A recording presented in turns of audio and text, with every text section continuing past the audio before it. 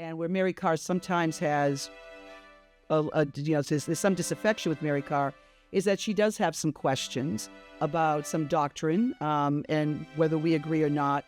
I find it more refreshing that she's willing to say, well, this is what I understand. If I understand Christ as love, or if I understand what the teachings are, I have a question about this, rather than just a wholesale kind of compliance without trying to push the boundaries a little bit. I mean, but there are so many theologians and saints who, Teresa of Avila, John of the Cross, Mother Teresa, Thomas Aquinas, Merton, right? Yeah, Peter Abelard, exactly. Everybody has had, and I think a convert allows that to be a little bit more likely to say, I'm just not sure about this.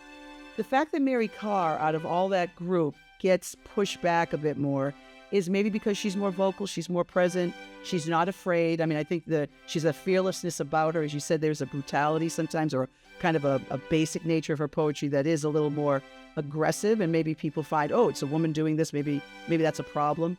But whether we agree with her or not, she's at least asking questions in true love and in the sort of the depth of the faith, and from the perspective of a modern woman, which I think needs to be allowed at least the conversation. So.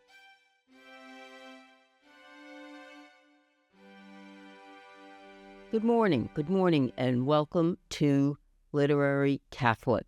My name is Michelle Loris. I'm the director of the Center for Catholic Studies, and I am so pleased today to present our guest, Dr. June-Ann Greeley, from the Department of English, and she's going to talk about Mary Karr. Mary Karr is a critically acclaimed poet and memoirist.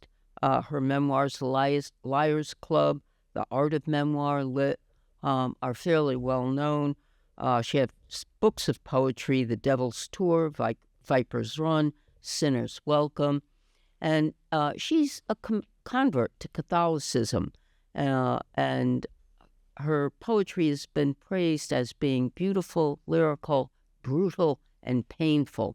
And so I want Dr. Greeley to talk to us a little bit about Mary Karr.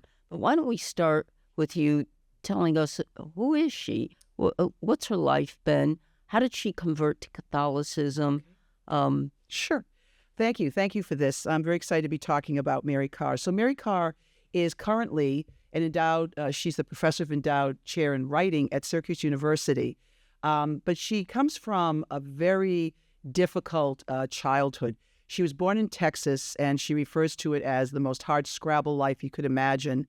And her life, which is detailed in great, in great elements in her first memoir, which is Liars Club, and then in Lit, she talks about a life that was really completely dysfunctional. Both her parents each had their own set of issues. Her mother, in particular, was an alcoholic. Was rather violent, was sort of not mentally well a lot of the times. Mary Karr talks about her mother having a collection of guns and sometimes shooting them off. And she herself seems to have been the victim of different kinds of abuse. Her father seems to have been an absent father much of the time. He was also had substance abuse. And she lived in a world in which she and her sister were always felt like the outsiders in this little West Texas town. But she lived there until she went to college. Eventually, she went to Minnesota and then found her way to college also out in California.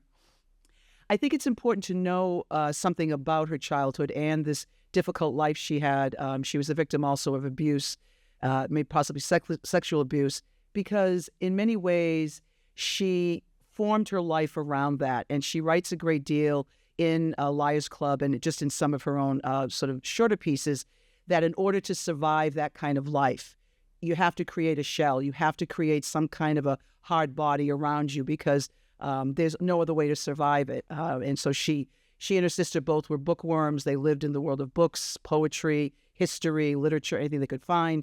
The minute they could, they both left that area. And Mary Karr found her way into really a very acclaimed life as a writer, poet, memoirist, literary critic, and academic. And she's been at Syracuse now for several decades, and is still now professor of writing there.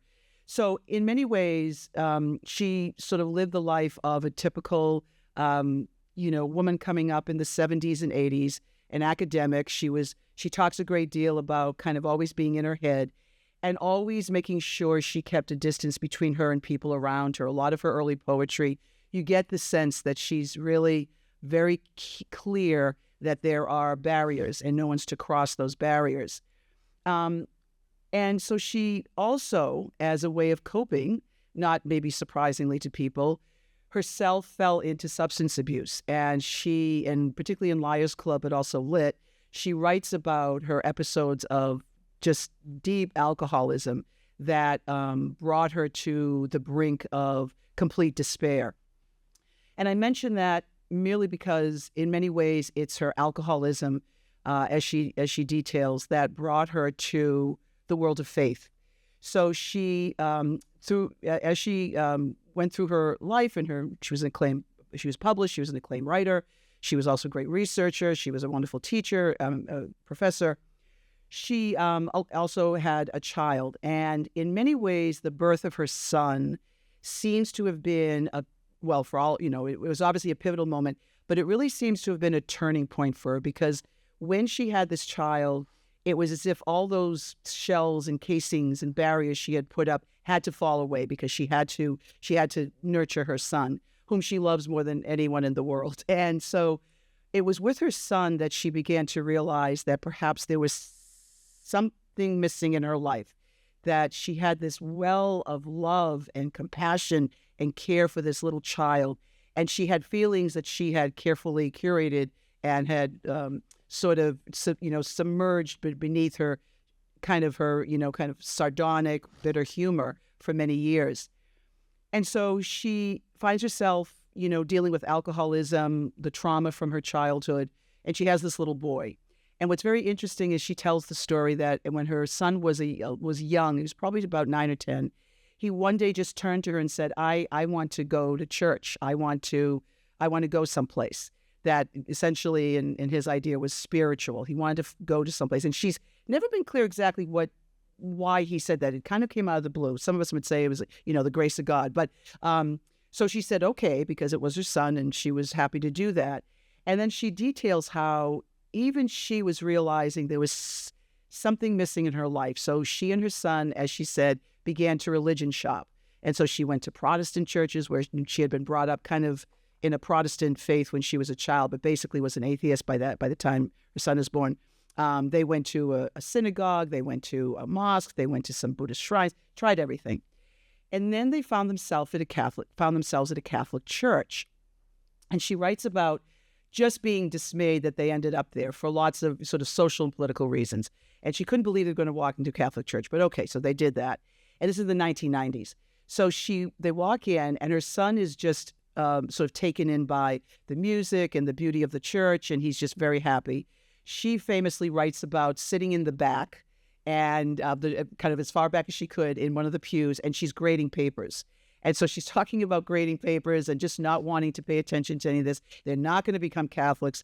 Catholics don't like women, and all the kind of prejudicial kind of stereotypes that she had. And she's very open about that. And then and then they went back a couple of times, and she realized that every time they went back, and she would take her son, he wanted to go on Sundays, they would go, and she began to be very kind of aware of the community. So she wasn't taken in initially by theology. She wasn't taken in by doctrine. She wasn't or sort of dismayed by doctrine. She was sort of brought in by the community. And she writes about the fact that as they're sitting there, she's noticing how friendly everybody is with each other, how they seem to care about each other. During the Mass, people are asking people to be prayed, asking each other to pray for each other and so on. And she finds herself suddenly in kind of its condition. What I imagined it was what she had never experienced before, which was family. That all of a sudden there were these people who weren't judging her, who weren't asking anything of her, were simply standing there and smiling and shaking her hand and so on. And she found herself drawn to that. And so this led her to exploring this world of Catholicism more and more, until she finally, through a series of events, she has a a spiritual director. And then her spiritual director was Father James Martin, which is not too shabby.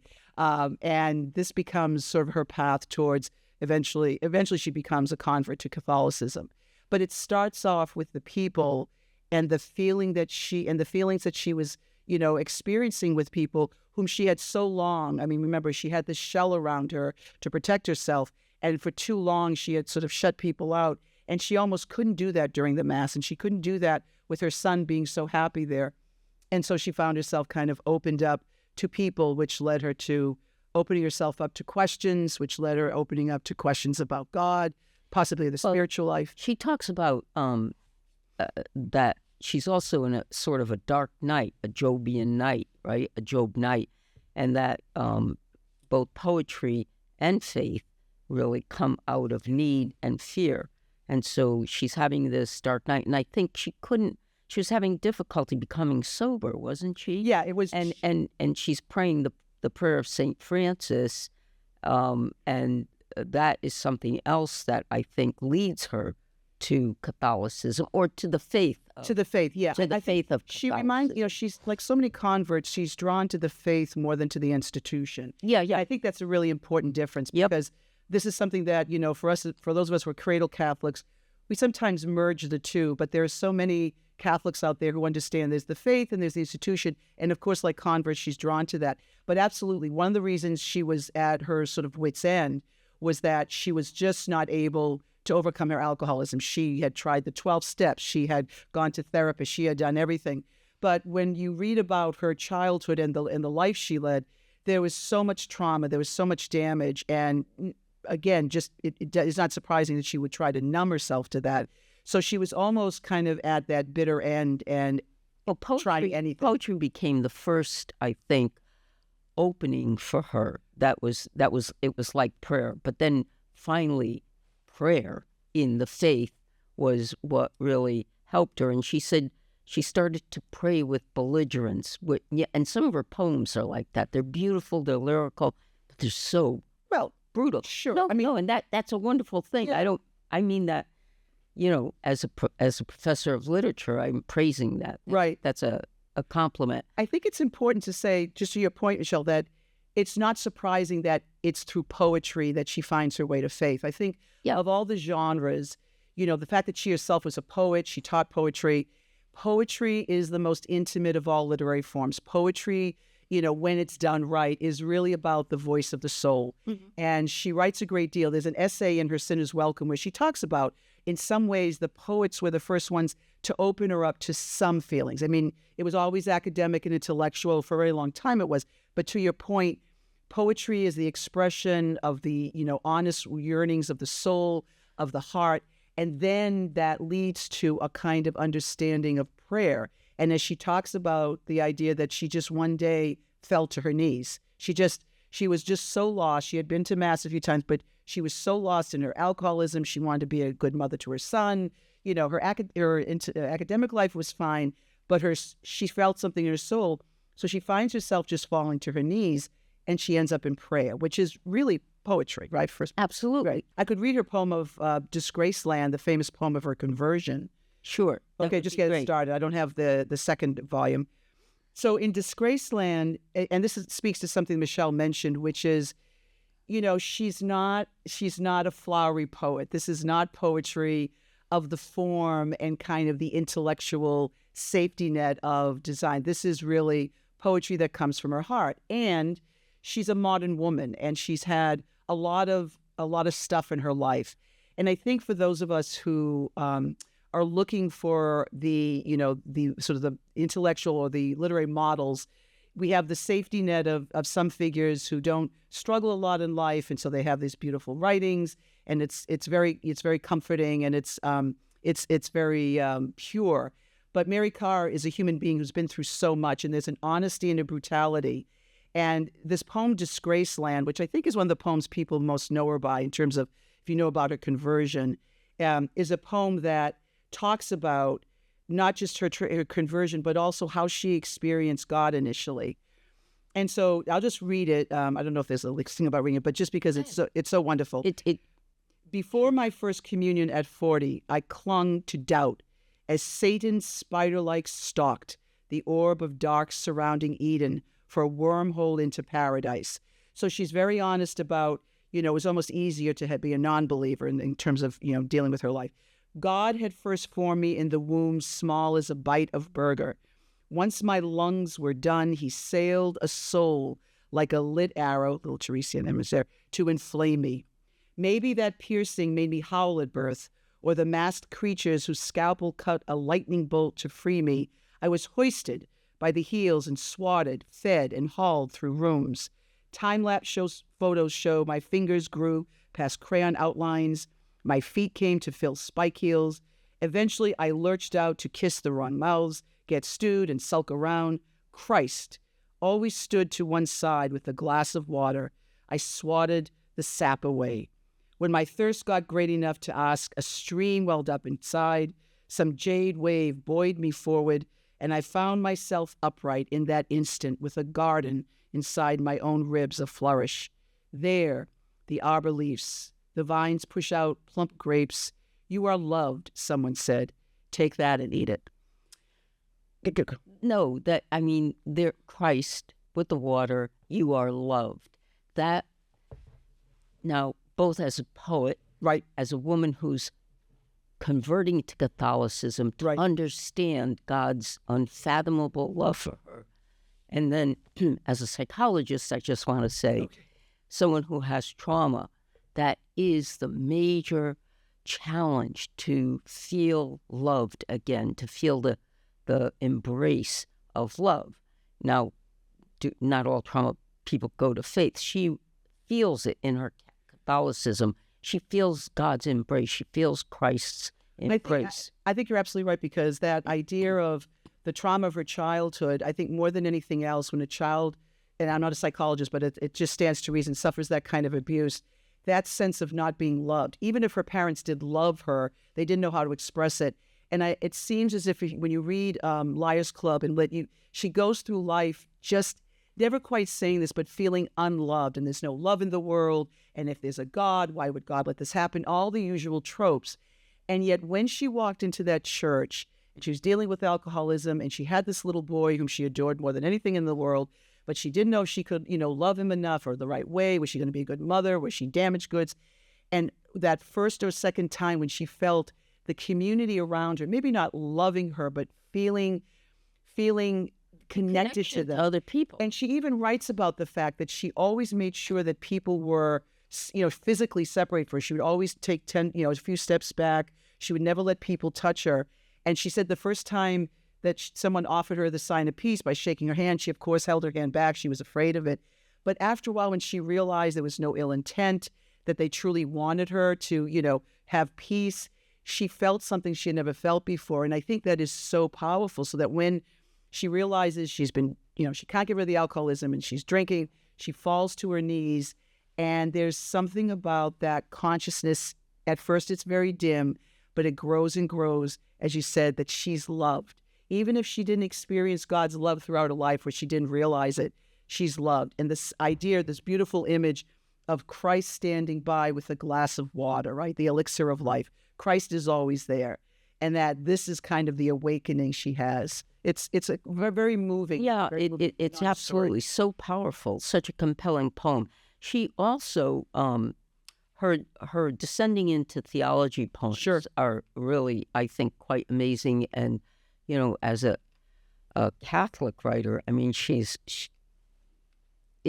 doing a theology in poetry, I think. I don't know if maybe we could do one, the Incarnation. The Nativity? No, I think it's descending theology, isn't it? The Nativity. Okay. Yeah, and the reason I think that her descending theology poems are so important is because Mary Karr, as a woman, as maybe an American woman, contemporary American woman, really hones in on the incarnational nature of Catholicism. This is the, analogical way of thinking David Tracy talked about. Catholics, unlike, let's say, Protestants, and this isn't a critique, this is just different ways of looking at the world, do find the material world is suffused with a kind of presence of God. There's a sense of God's, mediation is, the material world mediates God's presence. And this for Mary Karr, who's a very human woman and has no shame, or she has no fear of discussing our physicality. We are embodied spirits.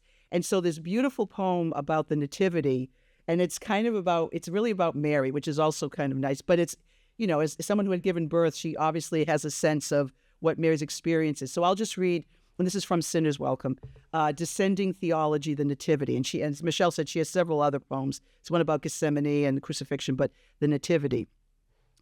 She bore no more than other woman bore, but in her belly's globe, that desert night, the earth's full burden swayed. Maybe she held it in her clasped hands, as expecting women often do, or monks in prayer. Maybe at the womb's first clutch, she briefly felt that star shine as a blade point, but uttered no curses. Then in the stables she writhed and heard beasts stomp in their stalls, their tails sweeping side to side, and between contractions her skin flinched with the 1,000 animal itches that plague a standing beast's sleep. But in the muted womb world with its glutinous liquid, the child knew nothing of its own fire. No one ever does, though our names are said to be writ down before we come to be. He came out a sticky grub, flailing the load of his own libs, and was bound in cloth, his cheek brushed with fingertip touch, so his lolling head lurched, and the sloppy mouth found that first fullness, her milk spilled along his throat, while his pure being flooded her. Each feeds the other. Then he was left in the grain bin. Some animal's muzzle against his swaddling perhaps breathed him warm, till sleep came pouring that first draught of death, the one he'd wake from, as we all do, screaming. And and that is so amazing, right? Because this is the birth of Christ, right? But God assumes incarnation, takes on human form, becomes one of us, the common, the ordinary, That's right, the in-flesh, if you will. Yeah. And so she describes that. This is the woman giving birth, right? But those first couple of lines where she's holding the orb of earth, or but in her belly's globe, that desert's night, the earth's full burden sway. She's holding earth's full burden, because Christ is going to assume earth's full burden. Exactly. Right? Christ is going to assume it. And Mary, is incarnating, Yeah. God. No, and I think the beauty of this is that there are some beautiful poems about the Nativity, and there are songs, and they're all pious, and they're all, very lovely. And of course, we're talking about the incarnation of God and so on. But again, as you point out, Michelle, we are an incarnational people. It is the enfleshment. It is, the incarnation, the put into flesh. And Mary was a human being. Mary was a pregnant woman, and there's nothing that is, wrong with that. And I think for voices like Mary Karr, we have the language of what it means to be a woman who's pregnant. A lot of the men who write about the incarnation wouldn't understand that, wouldn't know that. It's fine. But when she says, she bore no more than other women bore, just in carrying the baby. Now, what that baby was, of course, is different. But Mary herself was a pregnant young woman. And then the idea that she said she held in her clasped hands, holding onto her belly, and for all of us who've been pregnant, we hold onto your belly, you protect it, as expecting women often do, or maybe the monks in prayer. And then the one line that I think is so powerful, and maybe at the womb's first clutch, she felt that star shine as a blade point. So it's taking the star, right, the Star of Bethlehem, the star that is going to lead the kings to Christ, the star that sort of ignites the shepherds, which is a very transcendent and glorious moment. But she conflates it with that first contraction. And so the giving of birth, the birthing of Christ into the world, right, the birthing of God into the world is made very real. Yes, it's a great light, but I'm feeling these contractions and this sense of the humanity of it. One of the things, I don't know if you've had this experience, Michelle, but sometimes we can get lost in the transcendent, and we can get lost in the divinity of Christ, which is obviously very important. But we also believe he was fully human. And there's nothing human that we should be ashamed of. And for so long, we've heard about Christ's humanity through a certain set of eyes. And Mary Karr gives us a sense of his humanity through the eyes of a woman, and especially just the very physicality. She creates a scene where Christ is breastfeeding. Probably he did, right? They didn't have. Not. Why not? That's what they did until maybe the 20th century. And for some people, that seems a little off-putting, but why should it, right? God, has inflicted in our humanity, is glorifying our humanity, right? It's all beautiful. That Christ is a man, fully human, Right. is the central tenet of Catholicism and Christianity. Right. There is no Catholicism or Christianity without the incarnation. Exactly. There just isn't. And obviously then the resurrection, which she does, I think, in another poem, doesn't she? Yeah. I don't know if so that she makes Christ and Mary so human is something actually,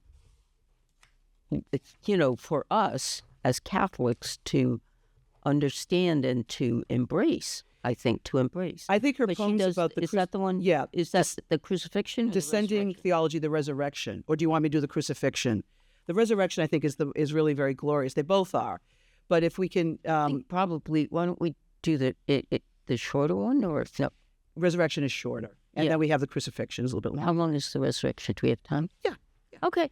So, again, we're talking about the resurrection is, of course, of all the aspects of Christ's life on earth, including the crucifixion, Gethsemane, and so on, which she has poems about. The resurrection, of course, brings us into the transcendent and the divine. And this is Mary Karr's writing. She wrote these poems, within a span of a decade or so, maybe a little bit less, after her conversion. And even she today talks about, she was still working out some of the theology, but in fact, she captures some of the key parts of the theology. But in this poem, Descending Theology, the Resurrection. And notice how she's titled this, Descending Theology. Yeah, I was going to ask you. So well, what do you I think it's important because now she's an academic, so she had... Wait a minute. Oh, the idea of words. Go ahead. Go ahead. Well, I was going to say, for those of us who teach or those of us who know theology, we're always being asked to ascend to this higher realm. And we enter into, sort of the Dantean world of paradise. We enter into realms that are beyond our kenning, right? We enter into language and concepts that ultimately are going to go beyond our understanding in our realms of belief, but are also, if you get the right, certain theologians, it's very arcane and it's sort of very Byzantine. What do you really mean by it? And how do we understand the resurrection and so on? And I think what Mary Karr is doing, again, both as a modern contemporary person, as a convert who doesn't feel perhaps that she has to follow every line of doctrine directly, or she's still working that out, and particularly as a woman and a woman's voice, this is sort of bringing theology down to us a little bit. It's sort of bringing it down to the reality of our world. That's what I was thinking, bringing. So what's theology? It's the knowledge of God, right. Studying of God, right? Study of God. And so descending, bringing that down to the human so that we can embrace it, that we can be embodied really in the theology. And I think some of that comes also from the work she did. A lot of her work has been in Ignatian spirituality and working with Father Martin. And she continues to this day. Even I just saw something written by her maybe a month ago. She still does the examen. She still studies the discipline. But anyway, just to read the resurrection. Let's talk about the Ignatian spirituality after we do Right. this. So this is her poem. Again, she's trying to work out what exactly was the resurrection, how exactly to understand it. And she writes the following. This is another one of her poems. From the far star, points of his pinned extremities, cold inched in, black ice and blood ink, till the hung flesh was empty. Lonely in that void, even for pain, he missed his splintered feet, the human stare buried in his face. He ached for 2 hands made of meat he could still reach to the end of. In the corpse's core, the stone fist of his heart began to bang on the stiff chest door, and breath spilled back into that battered shape. Now it's your limbs he longs to flow into, from the sunflower center in your chest outward, as warm water shatters at birth, rivering every way.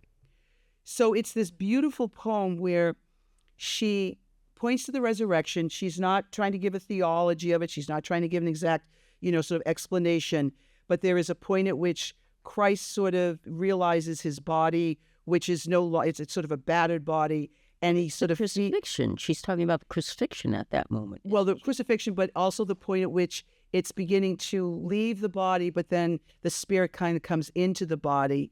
And yet what she does, as she says, he ached for his two hands, and then suddenly he finds the life is returned, and he sort of finds himself resurrected. But most importantly, she conflates all of that with Christ in our lives on a daily basis when she writes, "Now it's your limbs he longs to flow into, from the sunflower center in your chest outward, as warm water shatters at birth, rivering every way." But that is redemption and resurrection, isn't it? Bringing life, bringing new life. Exactly. And the whole poem changes to a kind of warmth. Yeah, and I think that, again, is sort of Mary Karr finding in the story, not that she can completely understand it, not that any of us can completely understand if we were all very honest, but the sense that Christ is with us, and that beautiful point, the warm water, right, that kind of rivers through us.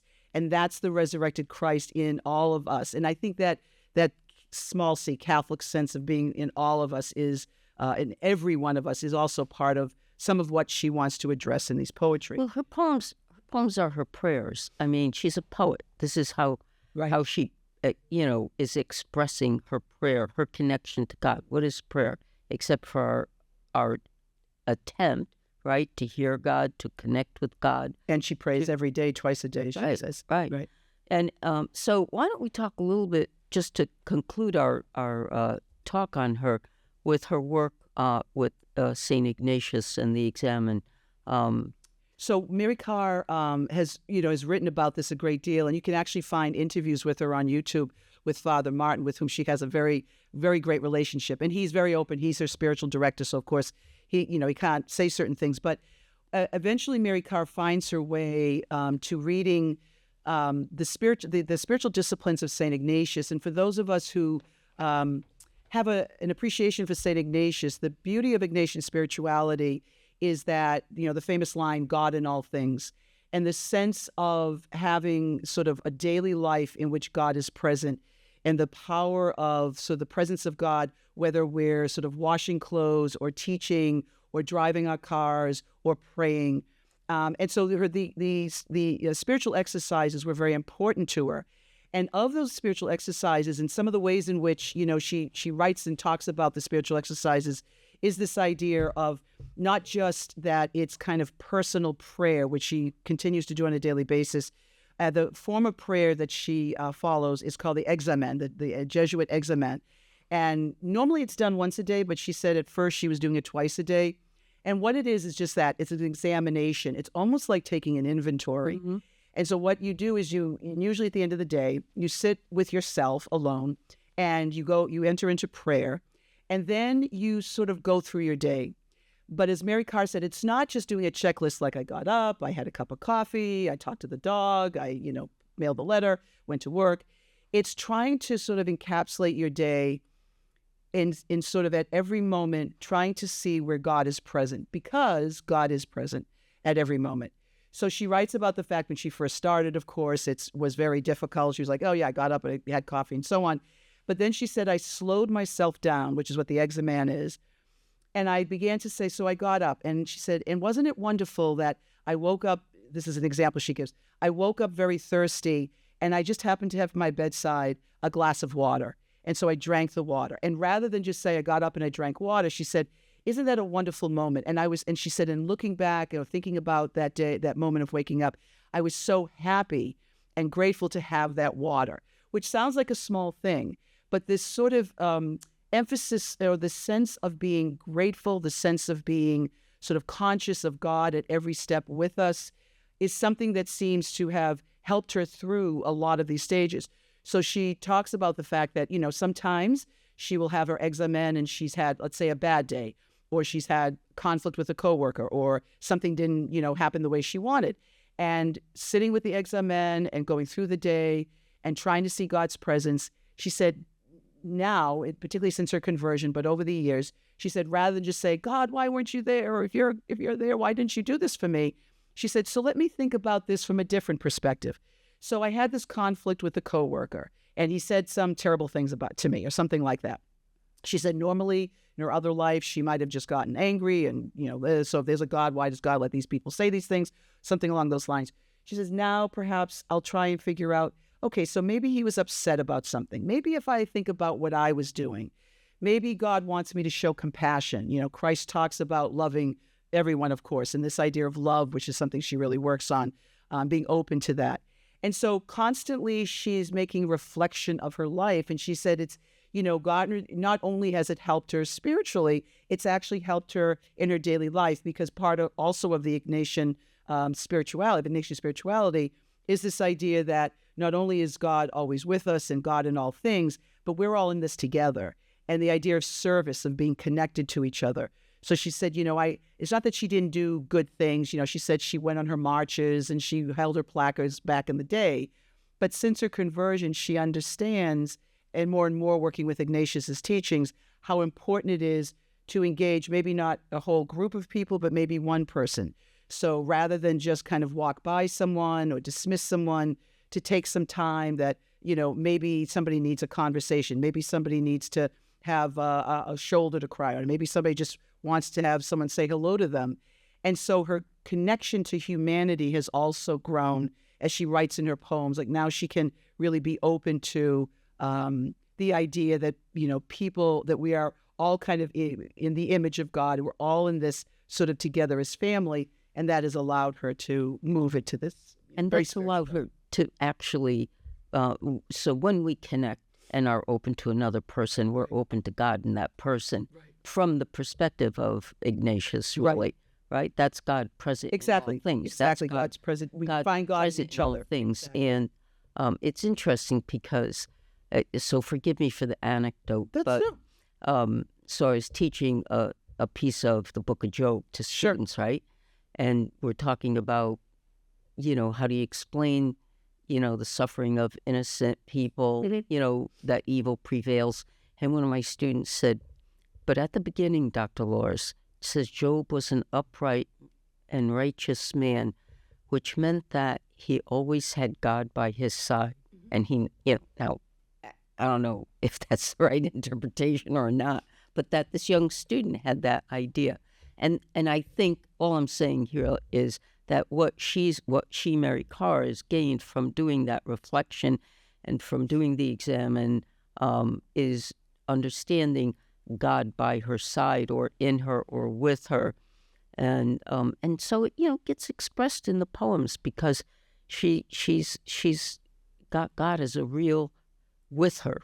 God is not an imaginary, up there, but a Christ right by your side with the water. And I think, obviously, to be fair to her, it's understandable how that was something she had to grow into. Right. Now, she has had, over the years, moments of what we might call, I would call them mystical experiences, but she talks about, when she was in Rome and she went to Assisi, and there was just a moment when she just felt something like light in her soul. This was, of course, after her conversion. This was like she converted in 1995, so this is in the aughts. And she's had these moments where the inexplicable kind of presents itself, and she realizes maybe God was always there.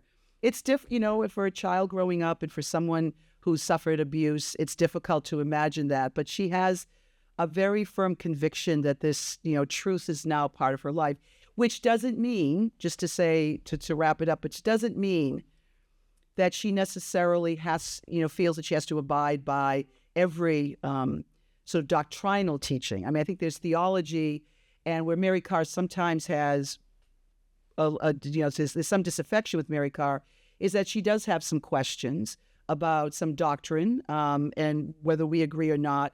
I find it more refreshing that she's willing to say, well, this is what I understand. If I understand Christ as love, or if I understand what the teachings are, I have a question about this, rather than just a wholesale kind of compliance without trying to push the boundaries a little bit. I mean, but there are so many theologians and saints who, if you, Teresa of Avila, John of the Cross, Mother Teresa, Thomas Aquinas, Merton, right?